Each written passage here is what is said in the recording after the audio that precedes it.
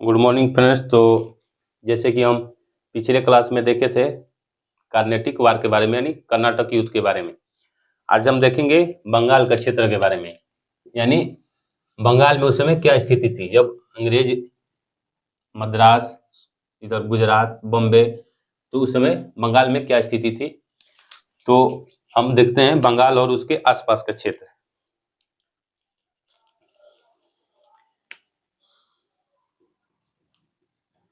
बंगाल एवं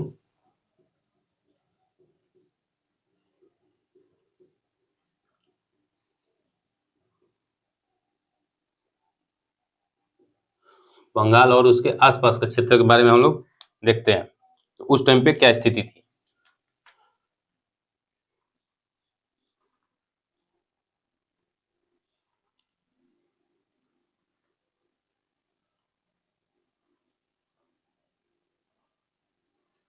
ये मान लीजिए जैसे भारत है,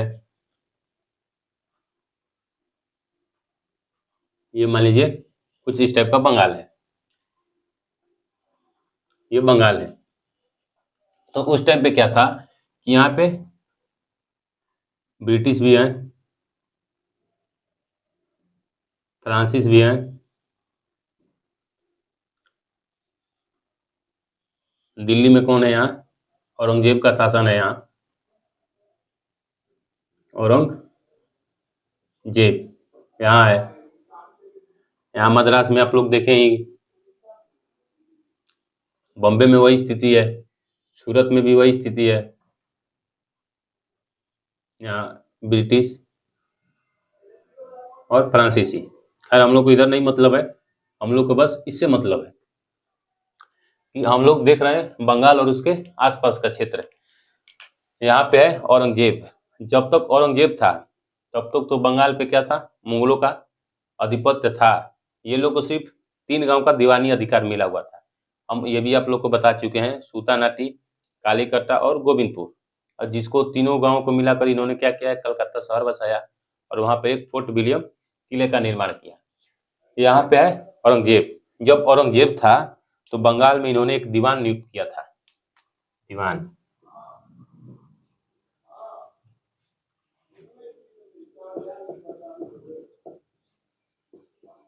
औरंगजेब के शासन के समय, औरंगजेब के शासन के समय क्या था कि यहाँ पे दीवान था। कहाँ पे, बंगाल में। कौन था, मुर्शीद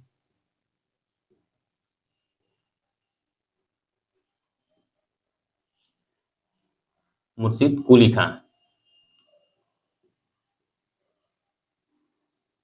मुर्शीद कुली खां यहाँ का दीवान था औरंगजेब के शासन के समय। लेकिन 1707 में औरंगजेब की मृत्यु हो जाती है। 1707 में औरंगजेब की मृत्यु हो जाती है। 1707 में जब औरंगजेब की मृत्यु हो जाती है, ये भी क्वेश्चन पूछा गया है, औरंगजेब की मृत्यु कब होती है। तो 1707 में जब औरंगजेब की मृत्यु हो जाती है तो इसके बाद उत्तरवर्ती मुगल काल शुरू होता है। इन्हीं की मृत्यु के बाद, यानी इसी के औरंगजेब की मृत्यु के बाद के जो काल है उसको बोलते हैं उत्तरवर्ती मुगल काल। उत्तरवर्ती मुगल काल, इसको इसलिए उत्तरवर्ती मुगल काल बोलते हैं कि जो यहाँ के शासक होंगे वो जो इससे पहले का जो मुगल काल था उस टाइप के ये शक्तिशाली नहीं होंगे, यानी उस ढंग से ये शक्तिशाली नहीं होंगे। ये शासक क्या होंगे, तो उत्तरवर्ती मुगल काल के शासक, ये लोग कमजोर होंगे और इन स्वतः फैसला ये लोग नहीं ले पाएंगे। इसीलिए देखेंगे कि इन लोग में खुद कोई ना कोई षड्यंत्र रच रच के किसी न किसी शासक की हत्या कर दी जाती है। जैसे आप नाम सुनेंगे जुल्फिकार खां का, जो कि वैश्या थी। जुल्फिकार खां जो एक वैश्या के कारण क्या हुआ, चर्चित हुआ। इसके बाद मोहम्मद शाह रंगीला, आप लोग नाम सुने ही होंगे, या अली ब्रदर नाम सुने होंगे, जिसको हम लोग किंग मेकर के नाम से जाने जाते हैं इतिहास में, वो लोग दोनों भाई। तो ये लोग क्या थे, षड्यंत्र के थ्रू, जो ये यहाँ के शासक थे, इन लोगों में खुद षड्यंत्र हुआ करता था और ये लोग स्वतः अपनी फैसला नहीं कर पाते थे। इसीलिए इनको उत्तरवर्ती मुगल काल बोलते हैं, क्योंकि ये लोग कमजोर शासक थे। तो जैसे ही उत्तरवर्ती मुगल काल शुरू होता है तो ये जो मुर्शिद कुली खां है, ये अपने आप को क्या होता है, स्वतंत्र घोषित कर देता है। ये स्वतंत्र घोषित घोषित कर देता है, घोषित कर देता है, अपने आप को स्वतंत्र घोषित कर देता है और बंगाल का शासक बन बैठता है। बंगाल का शासक बन जाता है। कब? 1707 में। बंगाल का शासक कौन होता है? मुर्शिद कुली खां। जब ये शासक बन जाता है तो पहले तो क्या होता था कि जितना भी यहाँ टैक्स वसूलते थे लोग, ये लोग तो ये मुगल लेकर चले जा रहे थे, ब्रिटिश लेकर चले जा रहे थे। तो जो यहाँ ये बंगाल का शासक बनता है, तो इसने क्या किया, इसने एक व्यवस्था लागू किया, इजरा व्यवस्था। इन्होंने इजरा व्यवस्था लागू किया। इसमें इजरा व्यवस्था में क्या होता है कि जो टैक्स वसूलने का काम होता है उसको ठेके पर दे दिया जाता है। यानी टैक्स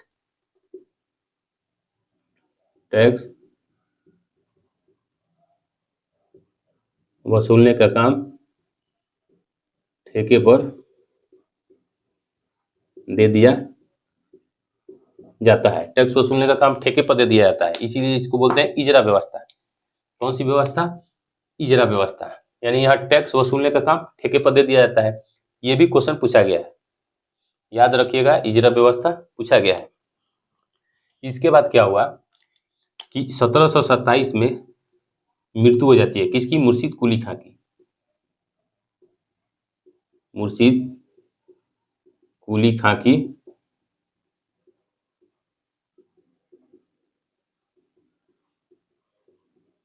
मृत्यु हो जाती है। कब? 1727 में। इसके बाद यहाँ का शासक कौन बनता है? सुजाउद्दीन। इसके बाद सुजाउद्दीन शासक बनता है।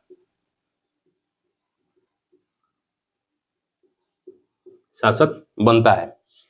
जब सुजाउद्दीन 1727 में शासक बनता है और 1733 में शासक कौन बनता है यहाँ का? दिल्ली का? मोहम्मद शाह रंगीला। तो 1733 में यहाँ का शासक बनेगा कौन? मोहम्मद शाह रंगीला। मोहम्मद शाह रंगीला। ये कब? 1733 में शासक बनता है। जब मोहम्मद शाह रंगीला 1733 में शासक बनता है तो इसने क्या किया कि 1733 में ही बिहार को बंगाल में समाहित कर दिया। बिहार को कहाँ? बंगाल में, बंगाल में समाहित कर दिया। बंगाल में समाहित कर दिया 1733 में। किसने? मोहम्मद शाह रंगीला ने। और यहाँ का उप दीवान किसको बनाया? मान लीजिए एक तरह से उप दीवान मानिए, तो वहाँ का जो बिहार का जो देखरेख करेगा, बिहार का दीवान, उसको किसने? उसको मोहम्मद शाह रंगीला ने किसको बनाया? मोहम्मद शाह रंगीला ने किसको दिया यहाँ का दीवान? तो यहाँ का था अलवर्दी खां। अलवर्दी खां। अलवर्दी खां को यहाँ का दीवान बनाया। कहाँ का? बिहार का। और 1733 में बिहार को बंगाल में समाहित कर दिया। इसके बाद क्या हुआ कि ये 1727 में यहाँ बंगाल का सुजाउद्दीन बनता है और बिहार में अलवर्दी खान बनता है। जब यहाँ पे अलवर्दी खान बनता है, 1739 में क्या होती है? इसकी मृत्यु हो जाती है। 1739 में, जब 1739 में इसकी मृत्यु हो जाती है, तो इसके बाद शासक कौन बनता है? सरफराज। इसके बाद शासक कौन बनता है? सरफराज। और ये कब तक रहता है? 1740 तक। और इसी 1740 तक ये रहेगा। 1740 में इसकी मृत्यु हो जाएगी। अब इसकी मृत्यु कैसे होगी? तो 1739, जब 1733 में क्या हुआ कि बिहार को बंगाल में समाहित कर दिया जब मोहम्मद शाह रंगीला ने, तो बंगाल का नियंत्रण बिहार पे ज्यादा हो गया। यानी इस बंगाल का नियंत्रण बिहार पे ज्यादा हो गया, क्योंकि ये जब इसमें शामिल हो गया तो इसका मतलब ये बड़ा प्रदेश हो गया। बड़ा प्रदेश का नियंत्रण इस पे हो गया। तो उसी तरह सरफराज का नियंत्रण कहाँ हो गया? अलवर्दी खां पे। तो जब अलवर्दी खां पे नियंत्रण हो गया तो इस अलवर्दी खां ने क्या किया? इनकी हत्या कर दी। अलवर्दी खां ने हत्या कर दिया। किसकी? सरफराज की। सरफराज की हत्या करके खुद शासक बन गया। तो ये खुद शासक बन जाता है।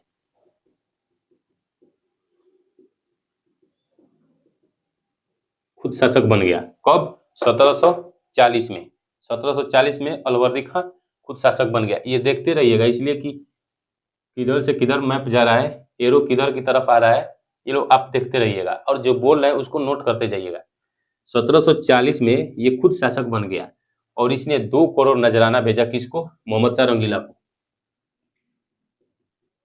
2 करोड़ रुपया नजराना भेजा। नजराना भेजा किसको? मोहम्मद शाह रंगीला को। मोहम्मद शाह रंगीला को 2 करोड़ रुपया नजराना भेजा मोहम्मद शाह रंगीला को और बंगाल का शासक बन गया। तो अब हम अलवर्दी खां के, ये तो मान लीजिए कि हमको पृष्ठभूमि थी कहाँ तक? अलवर्दी खां तक आने के लिए। अब जो मेन शासन होगा वो अलवर्दी खां से शुरू होगा।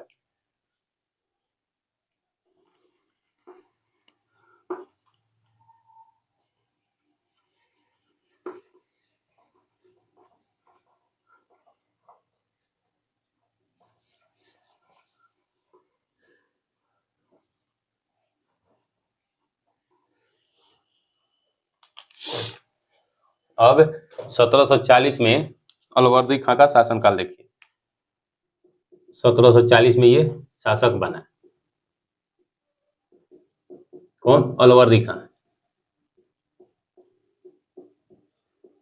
अलवर्दी खां 1756 में इसकी मृत्यु हो गई। 1756 में अलवर्दी खां की क्या हो गई? मृत्यु हो गई। जब 1756 में इनकी मृत्यु हो गई तो इनकी 3 बेटियां थी। एक पटना में थी, एक मुर्शिदाबाद में थी, एक बांग्लादेश में घसीटी बेगम थी। तो घसीटी बेगम सोच रही थी कि मेरा लड़का शासक बने। तो यहाँ पे उसी क्रम में क्या होता है कि आपस में साजिश चलने लगती है। तो इसी क्रम में जब साजिश चलने लगती है तो जो पटना की उनकी बेटी थी, उनका बेटा था सिराजुद्दौला। यहाँ लिखिए, पटना की बेटी का पुत्र था क्या? सिराजुद्दौला। सिराजुद्दौला ये क्या करता है कि 1756 में ये शासक बन जाता है। 1756 में ये शासक बन बैठता है सिराजुद्दौला।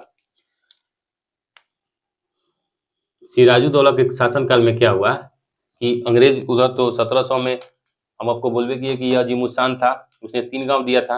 तो फोर्ट विलियम किला बना रहे थे, उसकी क्या कर रहे थे? घेरेबंदी कर रहे थे, यानी उसकी चारों तरफ से एक परकोटा लगा रहे थे, नहीं 4 दीवारी लगा रहे थे। तो उसी को जो सिराजुद्दौला ने क्या किया, जब वो परकोटा लगा रहे थे इस पे अटैक कर दिया।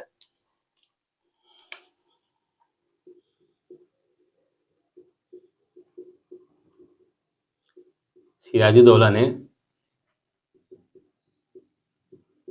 फोर्ट विलियम पर आक्रमण कर दिया, यानी उन लोगों को 4 दीवारी नहीं बनाने दिया, यानी परकोटा नहीं बनाने दिया, यहाँ पे अटैक कर दिया। इससे अंग्रेज क्या हो गए? खफा हो गए। तो अंग्रेज भी धीरे धीरे साजिश रचने लगे। ये साजिश रच रहे हैं कि जो ये नाराज थी घसीटी बेगम, जो इनकी मौसी थी, ये उनके साथ मिल जाते हैं। और जो इनका दीवान था, कौन था दीवान? मिर्जाफर। मिर्जाफर को भी, जो सेनापति था, मिर्जाफर को भी अपने मिला लेते हैं। तो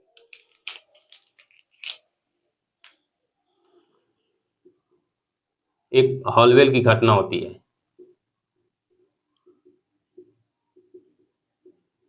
काल कोठरी की घटना, हॉलवेल की काल कोठरी घटना, ये कब होती है? 1756 में, जब यहाँ पे सिराजुद्दौला फोर्ट विलियम पर आक्रमण करता है। तो इसने क्या किया कि जो वहाँ के अंग्रेज अधिकारी थे उनको क्या किया, पकड़ के एक रूम में, छोटे से रूम में क्या किया, इन लोगों को बंद कर दिया। कितने लोगों को बंद किया? 146 लोगों को बंद किया। 146 लोगों को बंद किया, इसमें से 23 ही जिंदा बचे थे। 23 ही जिंदा बचे थे और उस 23 में से हॉलवेल एक था। हॉलवेल, इन्हीं ने क्या किया, इस काल कोठरी की घटना का वर्णन किया। कब ये 1756 में। और 1757 में प्लासी का युद्ध होता है।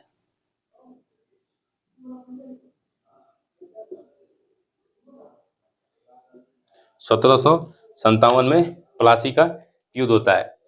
किसके किसके बीच में? अंग्रेज वर्सेस सिराजुद्दौला। अंग्रेज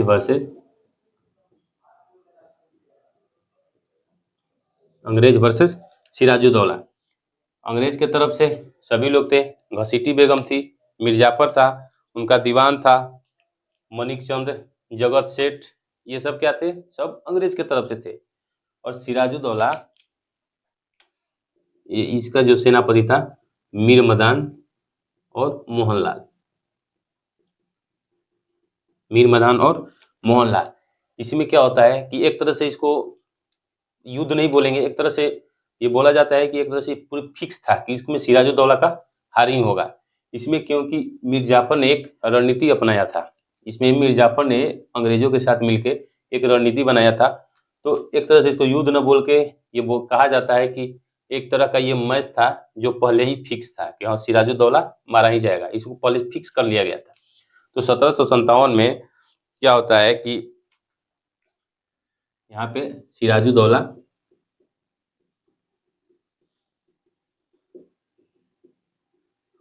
मारा जाता है। सिराजुद्दौला यहाँ पे मारा जाता है।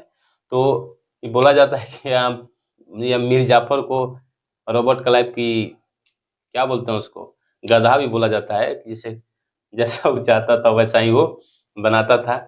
मतलब जैसा चाहता था वैसा मीर जाफर से वो करवाता था। और उसने लालच दे दिया था कि अगर सिराजुद्दौला को हम मार देंगे तो हम शासक तुमको बना देंगे। तो यहाँ शासक बनाने के चक्कर में, शासक बनने के चक्कर में मीर जाफर क्या था कि जैसे अंग्रेज चाहते थे वैसा वैसा वो करता था। ये प्लासी का युद्ध हुआ।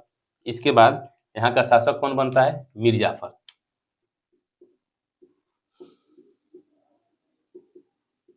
मीर जाफर शासक बनता है।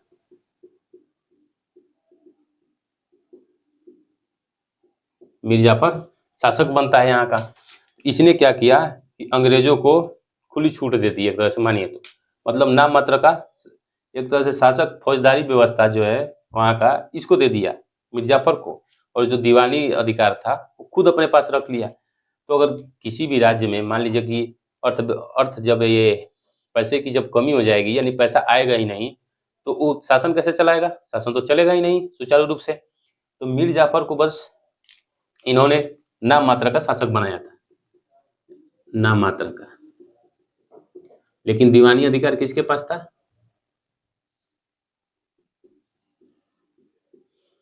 दीवानी अधिकार ब्रिटिश के पास था। ब्रिटिश के पास का। तो जब ये मीर जाफर रहता है तो ये 1760 से 1763 तक ये रहता है मीर जाफर। इसके बाद जो इसका दामाद था मीर जाफर का, मीर कासिम, उसने क्या किया कि उसने भी अंग्रेजों को लालच दिया कि जितना आपको मीर जाफर दे रहा है उससे हम ज़्यादा देंगे आपको, मतलब उससे ज़्यादा हम दीवानी अधिकार देंगे या उससे ज़्यादा हम आपको प्रॉफिट देंगे। तो इसी लालच में ये क्या करते हैं ब्रिटिश अधिकारी, मीर जाफर को हटाकर मीर कासिम को शासक बनाते हैं। मीर कासिम को शासक बनाते हैं। जब मीर कासिम को शासक बनाते हैं, इसने जो बोला था उसका उल्टा करना शुरू कर दिया। यानी मीर कासिम जो बोले थे कि हम दीवानी अधिकार देंगे तुम लोग को ज्यादा, तो इन्होंने जस्ट उसका अपोजिट करना शुरू कर दिया। तो इन्होंने क्या किया, पहली अपनी राजधानी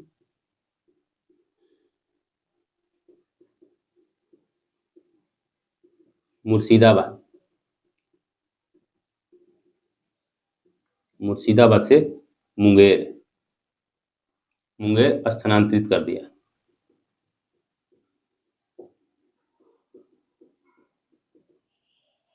राजधानी मुर्शिदाबाद से मुंगेर स्थानांतरित कर दिया।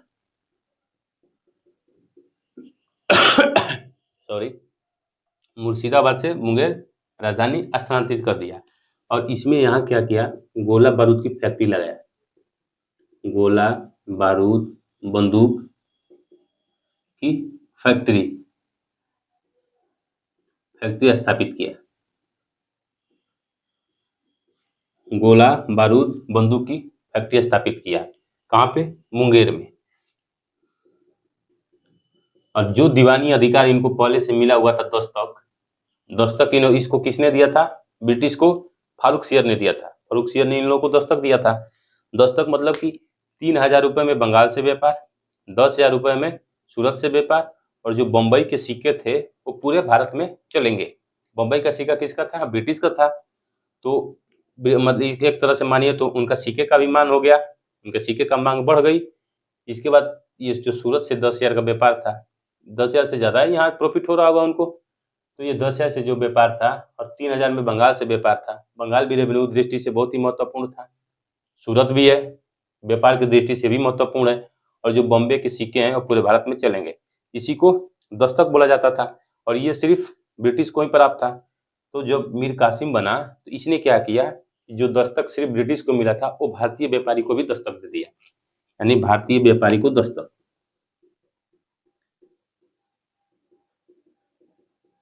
भारतीय व्यापारी को भी दस्तक दे दिया। किसने? मीर कासिम ने। जब भारतीय व्यापारी को दस्तक दे दिया, एक तो ये कुछ और बोले थे मीर कासिम, इसके जस्ट ये कुल उल्टा काम करने लगे। इसी अंग्रेजों में चिढ़ हो गई। जब अंग्रेजों में चिढ़ हो गई तो अंग्रेजों ने क्या किया कि फिर से इनको हटा दिया, मीर कासिम को। इसके बाद जब मीर कासिम को हटाया तो मीर कासिम ने युद्ध करना शुरू कर दिया अंग्रेजों के खिलाफ। तो इसी में देखेंगे ये 3 युद्ध करता है।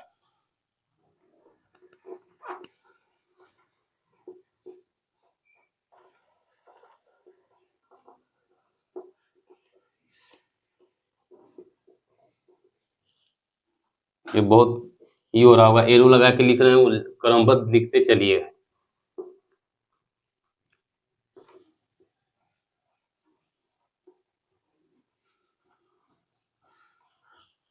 इसमें होती है 3 लड़ाइयां होती है। एक सिकरी गली का युद्ध, सिकरी गली युद्ध किसके किसके बीच में? मीर कासिम और ब्रिटिश के बीच में। दूसरा कटवा का युद्ध,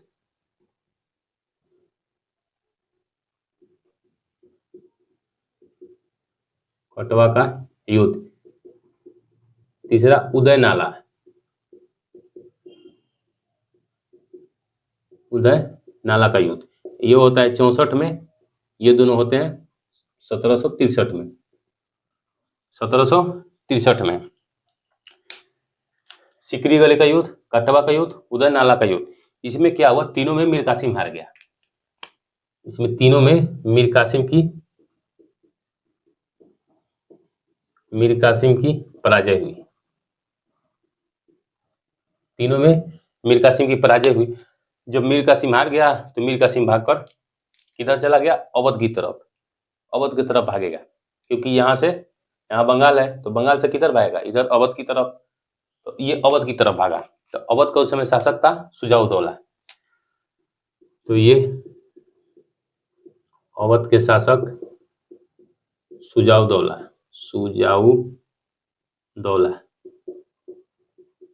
सुजाउद्दौला। और बंगाल का शासक था शाह आलम द्वितीय, शाह आलम सेकेंड।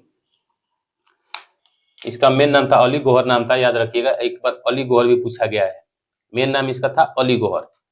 तो सुजाउद्दौला शाह आलम द्वितीय से मिलता है कौन? मीर कासिम। ये मुलाकात करता है। जब ये यहाँ से मुलाकात करता है तो ये तीनों ने एक सेना बनाया। सुजाउद्दौला, शाह आलम द्वितीय और मीर कासिम, तीनों ने क्या कहा कि संयुक्त रूप से इस पर आक्रमण करना चाहा। तीनों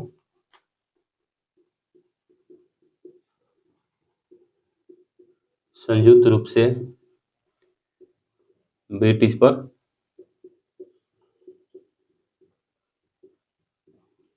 आक्रमण किया। जब ये आक्रमण किया तो यहीं पे एक लड़ाई होती है, बक्सर का युद्ध।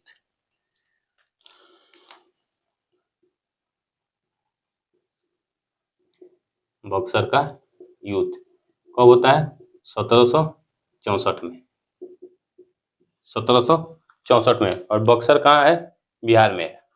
बक्सर बिहार में, आप लोगों को पता ही होगा। तो बक्सर का युद्ध होता है 1764 में। यहाँ लिख लीजिए डेट भी, एक बार इसका डेट भी पूछा गया है, 22 अक्टूबर 1764, बक्सर का युद्ध। इसमें होती है संयुक्त सेना वर्सेस ब्रिटिश, ये संयुक्त सेना और ब्रिटिश, यही संयुक्त सेना यही है जो सुजाउद्दौला का है, ये शाह आलम द्वितीय वाला है और मीर कासिम वाला। तो इसमें जो लड़ाई होती है संयुक्त सेना और ब्रिटिश, जो ब्रिटिश का नेतृत्व कर रहा था वो था हेक्टर मुनरो, ये नेतृत्व कर रहा था किसका, ब्रिटिश का। इधर से तो तीनों लोग थे ही, सुजाउद्दौला, शाह आलम द्वितीय और मीर कासिम। इसमें क्या होता है कि ये हार जाते हैं लोग,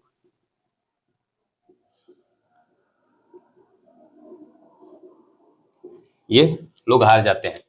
जब ये लोग हार जाते हैं तो एक तरह से जो भारत की महाशक्ति थी, क्या मुगल, उस टाइम के तो महाशक्ति मुगल थे, अवध था और बंगाल था। बंगाल से तो पहले मीर कासिम पराजय हो चुकी है, अवध भी हार गया और ये दिल्ली भी हार गई। तो जब तीनों हार जाते हैं तो एक तरह से ये ब्रिटिश लोग क्या करते हैं, अगर चाहते तो पूरे पर अधिकार कर लेते, लेकिन इन लोगों ने चालाकी लगाया, इन लोगों ने सिर्फ दीवानी अधिकार प्राप्त किया, बाकी जो फौजदारी अधिकार था वो लोग इसको शाह आलम द्वितीय को ही वापस कर दिए, ठीक है आप शासक बने रहिए। तो ये बक्सर का युद्ध होता है, और जब बक्सर का युद्ध होता है तो इसके बाद एक संधि होती है, इलाहाबाद की संधि, एक संधि होती है इलाहाबाद की संधि।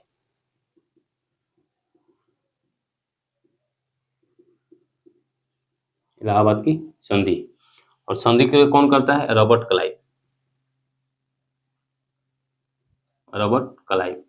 Versus Shah Alam second. इलाहाबाद की संधि होती है Robert Clive versus Shah Alam second, कब होती है, 12 अगस्त 1765 को। इसको क्या किया गया, रॉबर्ट क्लाइव ने शाह आलम को क्या किया, खुश करने के लिए इसने जो अवध, जो इलाहाबाद में काड़ा का क्षेत्र है, इलाहाबाद और काड़ा का क्षेत्र जो अवध में आता था उसको शाह आलम द्वितीय को दे दिया। तो इसमें क्या होगा कि जो अवध का क्षेत्र था, अवध में इलाहाबाद एवं काड़ा का क्षेत्र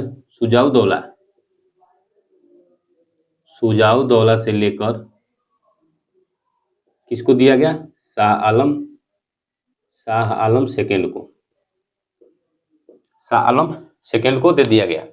इलाहाबाद की संधि किसके किसके बीच में हो रही है, 12 अगस्त 1765 को ही, ये लिख लीजिए 12 अगस्त 1765, अगर नहीं दिख रहा हो, 12 अगस्त 1765 शाह आलम द्वितीय के बीच। इसमें अवध में जो इलाहाबाद एवं काड़ा जो आता है उसका, ये क्योंकि काफी उपजाऊ क्षेत्र था तो इसको उठाकर क्या किया इन्होंने, दे दिया किसको, शाह आलम द्वितीय को। क्यों दिया, क्योंकि जो मेन उपजाऊ क्षेत्र था, जो बंगाल का क्षेत्र था, रेवेन्यू की दृष्टि से काफी महत्वपूर्ण था वो, तो उस पर ये लोग खुद अधिकार कर लिए थे। तब ये खुश करने के लिए क्या किए कि इलाहाबाद एवं काड़ा का क्षेत्र सुजाउद्दौला से लेकर किसको दे दिए, शाह आलम द्वितीय को दे दिए। इसके बाद एक सेकंड, इसी में इलाहाबाद की सेकंड संधि होती है,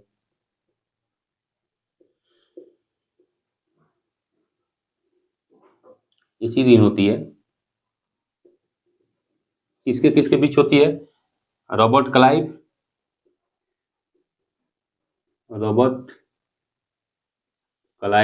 और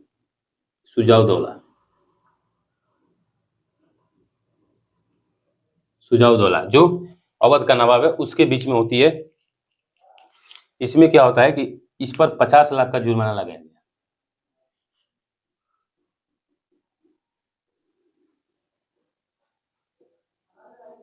50 लाख का जुर्माना लगाया गया। और जो अवध एवं इलाहाबाद जो काड़ा का क्षेत्र जो अवध के अंतर्गत आ रहा था, अवध किसके अंतर्गत था, सुजाउद्दौला के अंतर्गत था।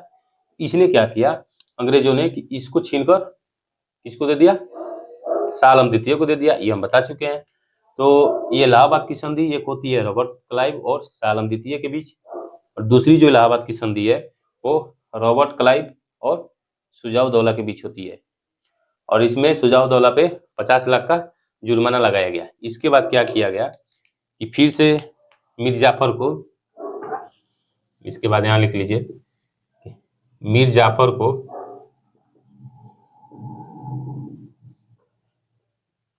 पुनः बंगाल का शासक बनाया गया। बंगाल का शासक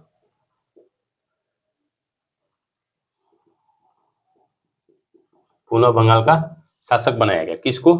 मीर जाफर को। और ये कब तक रहा? 1766 तक। 1766 तक ये रहा और 1765 में बंगाल में द्वैत शासन लगा दिया गया। 1765 में बंगाल में द्वैत शासन किसने लगाया? रॉबर्ट क्लाइव ने। ये पूछा जाता है कि बंगाल में द्वैत शासन किसने लगाया था? रॉबर्ट क्लाइव ने लगाया था। द्वैत शासन का मतलब कि फौजदारी जो होगा, यानी जो भी फौजदारी विधि व्यवस्था होगी किसके अंतर्गत होगी? यहाँ के शासक के खिलाफ, यानी जो मीर जाफर है उसके खिलाफ। मतलब उस फौजदारी जो व्यवस्था होगी वो मीर जाफर देखरेख करेगा, यानी वहाँ का राजा शासक जो होगा वो देखरेख करेगा। लेकिन जो भी दीवानी अधिकार होंगे, यानी जो भी अर्थव्यवस्था से जुड़ी व्यवस्था होगी उसका देखरेख कौन करेंगे? ब्रिटिश करेंगे। तो ये होता है द्वैत शासन। और मीर जाफर को पुनः बंगाल का शासक बना दिया गया। इसकी मृत्यु हो जाती है 1766 में। जब 1766 में इसकी मृत्यु हो जाती है तो यहाँ का शासक बनता है नजमुद्दौला, फिर सैफुद्दौला, मुबारकुद्दौला,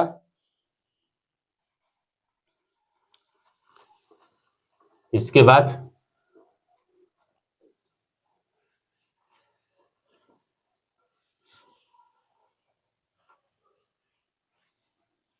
जो बंगाल के नवाब होंगे वो पूछा जाता है क्रम, तो नजमुद्दौला, सैफुद्दौला और मुबारकुद्दौला, यानी मीर जाफर के बाद नजमुद्दौला,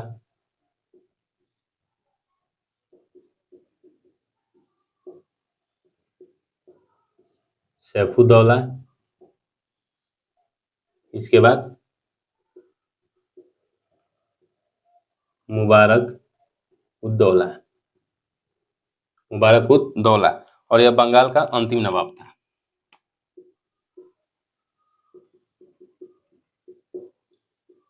बंगाल का अंतिम नवाब, बंगाल का अंतिम नवाब था। इसके बाद ये ब्रिटिश के अधिकार क्षेत्र में चल जाता है। तो ये बंगाल और उसके आसपास का क्षेत्र था। हम नेक्स्ट क्लास में देखेंगे। एक महाशक्ति देख लिए बंगाल। दिल्ली में तो शाह आलम द्वितीय को देख ही लिए, हार गए थे वो लोग। यहाँ पे अवध देख ही लिए शुजा-उद-दौला के साथ। यहाँ पे एक और शक्ति उठेगी, मराठा, और यहाँ पे मैसूर। यहाँ पे एक शक्ति बनकर उभरेगा कौन? मराठा, और यहाँ पे मैसूर। मराठा और मैसूर। तो इसको हम नेक्स्ट क्लास में देखेंगे। एक क्लास में एक या दो क्लास लगेगा मराठा के लिए और एक क्लास लगेगा मैसूर के लिए। तो उसको हम लोग नेक्स्ट क्लास में देखेंगे। आज के लिए इतना ही, धन्यवाद। और वही रोज जो बोलते हैं कि चैनल को ज़्यादा से ज़्यादा प्रमोट कीजिए, या फिर लोग के बदौलत ये चैनल ग्रो करेगा। तो आज के लिए इतना ही, धन्यवाद।